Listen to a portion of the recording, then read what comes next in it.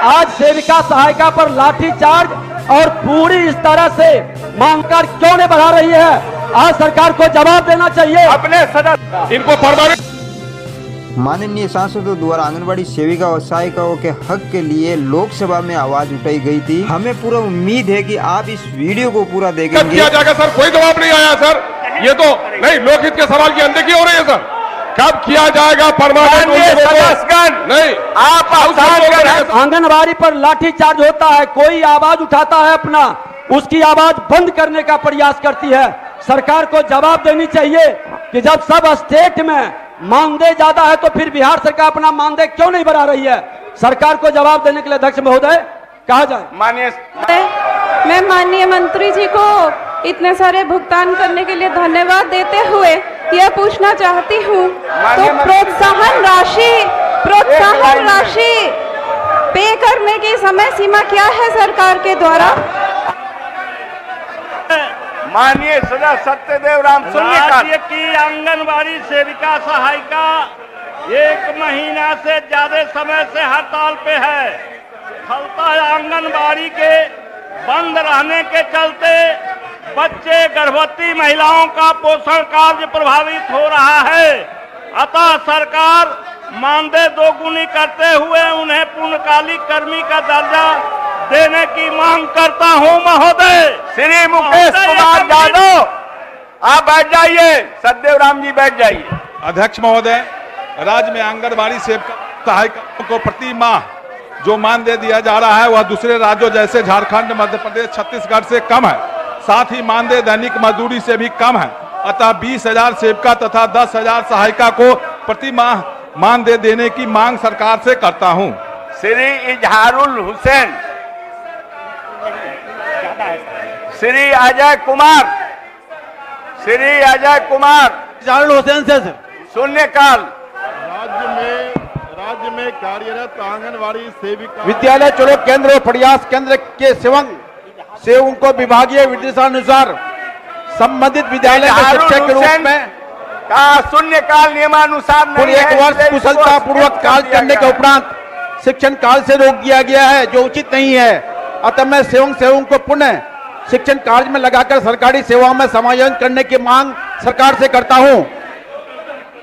सेविकाओं सहायिकाओं का शिक्षा, स्वास्थ्य विभागों तथा कोविड तथा अन्य कार्यों में अमूल्य योगदान है, जो विगत 1.5 माह से अपनी मांगों को लेकर हड़ताल में है। मैं इनकी मांगों को लेकर सरकार से सहानुभूति पूर्वक विचार करने की मांग करता हूं।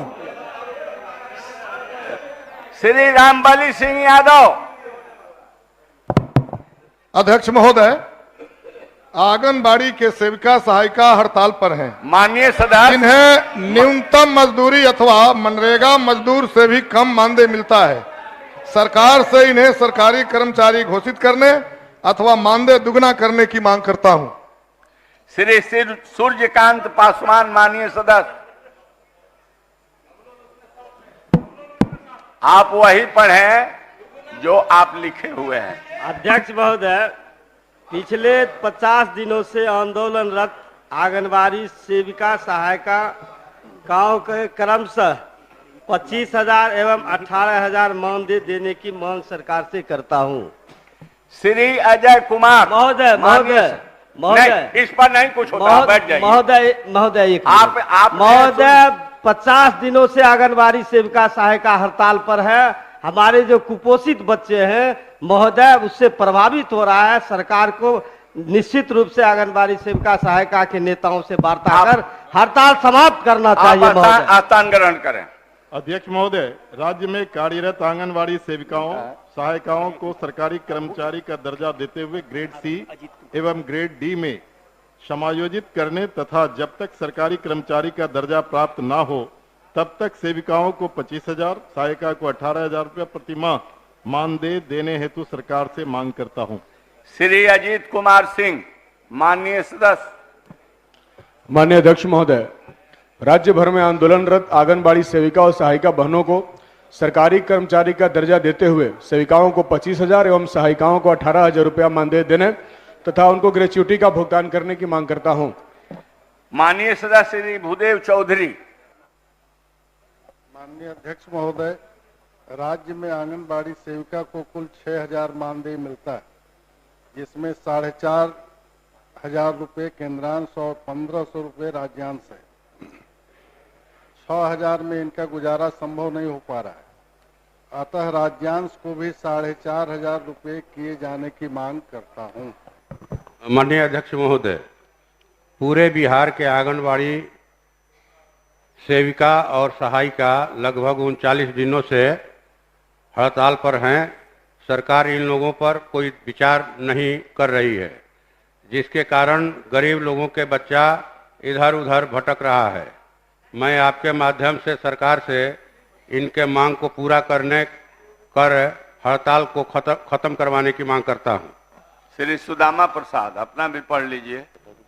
राज्य में लगभग 1 लाख आंगनबाड़ी केंद्र संचालित है, जिसमें सेविका सहायिका कार्यरत है, जिन्हें दैनिक मजदूरों से भी कम मानदेय मिलता है।